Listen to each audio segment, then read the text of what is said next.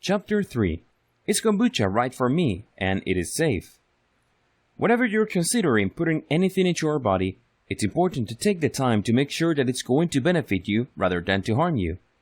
This is especially important if you decide to make your own kombucha.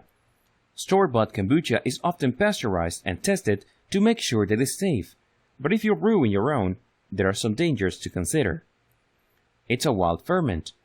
That means that you have little to no control over what is exactly growing in your kombucha.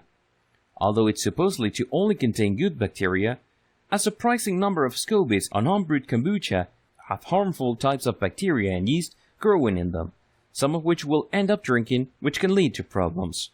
Because you probably lack the equipment to be testing your own kombucha, you have to be extremely careful about these possible contaminants. This can come from not properly sanitizing the container, touching the Scoby with unwashed hands, or from unknown environmental factors. If you're worried about keeping your kombucha safe, it might not be for you.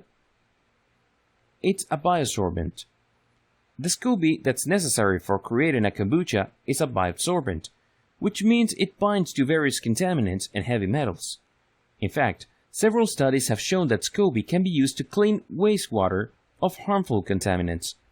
What's dangerous about this factor is that those contaminants and heavy metals can find their way into your kombucha.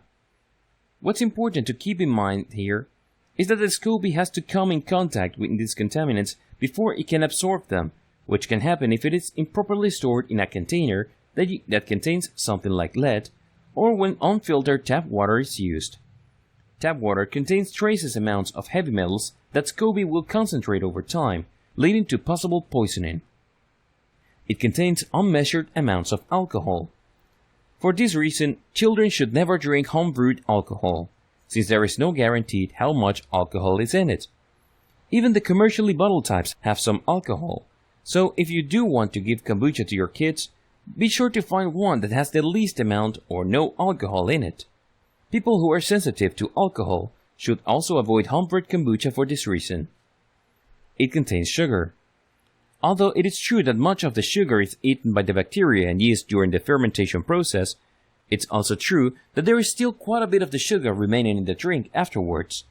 If you're trying to eliminate sugar from your diet, then kombucha probably isn't right for you, especially when you brew it yourself and cannot know exactly how much sugar is left after fermentation. Bottom line, when done properly, kombucha can be safely made at home and enjoyed by everyone in the family. However, when handled casually, you may face some serious consequences. Before you jump into brewing your own kombucha, make sure you're prepared to do what you can to reduce or eliminate these risks. Now that we've covered the issues that lead to kombucha not being safe to consume, in the next part, we will briefly look at some of the benefits of kombucha and whether the truth lives up to the hype.